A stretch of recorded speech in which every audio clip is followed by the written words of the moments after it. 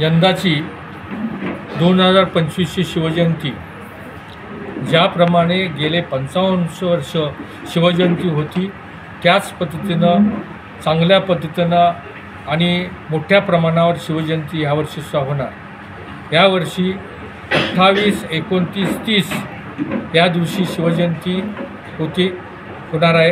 कारण आपण कराडकरांची शिवजयंती 3 दिवसाची असती, ही गेल्या 15 वर्षापासून आपण ती करीत आहोत। दरवर्षीप्रमाणे पहिल्या दिवशी 28 तारखेला चावडी चौकामध्ये जे मेन आपलं ठिकाण आहे हिंदू एकतेचा 55 वर्ष ज्या ठिकाणी मंडप असतो त्या ठिकाणी ते शिवाजी महाराजांच्या मूर्तीची प्रतिष्ठापना होईल। आणि त्यानंतर दुसऱ्या दिवशी सकाळी 8 वाजल्यापासून संपूर्ण कराड शहर, कराड तालुका, सातारा जिल्हा या ठिकाणी प्रतिष्ठापना प्रत्येक मंडळाच्या प्रत्येक गावामध्ये प्रतिष्ठापना होतील।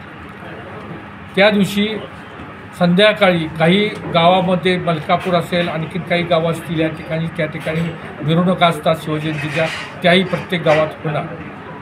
दुसऱ्या दिवशी 30 तारखेला कराडमध्ये संध्याकाळी 5 वाजता दरबार मिरवणुकीला सुरुवात होईल। दरबार मिरवणूक ही नेहमीच्या पद्धतीनंच आणि दामदौलात चांगल्या पद्धतीनं होणार आहे।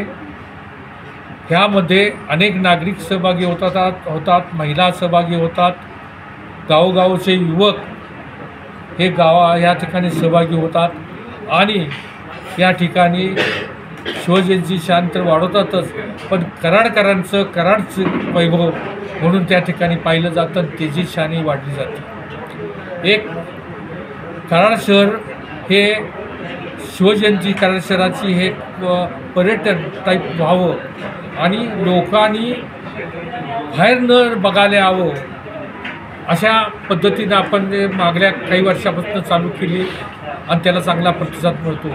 आपण बघतो की बावधनसारख्या ठिकाणी बघायला म्हटलं की लोक कर्नाटकातनं पण येत असतात, आणखी ठिकाणं येत असतात आणि ते बघायला एक दिवस तिथं जातात।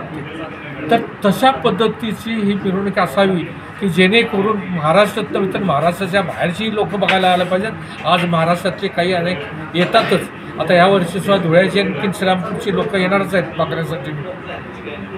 त्याचा एक फायदा असतो की लोक बघून जातात आणि त्याच पद्धतीनं आपापल्या गावात शहरामध्ये शिवजयंतीचं काम किंवा हिंदुत्वाचं काम किंवा हिंदू एकतेचं काम चालू करतात आणि त्या पद्धतीने तिथं काम करत असतात। एवढ्यासाठीच मोठ्या प्रमाणावर चांगल्या पद्धतीने आपण शिवजयंती साजरी करतो। त्यामध्ये संपूर्ण कराड शहरातील नागरिक, कराड शहराचा पण वार्ताहर आणि प्रत्येक शिवभक्त हे एक माझ्या घरचा उत्सव आहे, माझ्या घरचा सण आहे समजून सहभागी होत असतात आणि चांगल्या पद्धतीला स्वरूप येतं।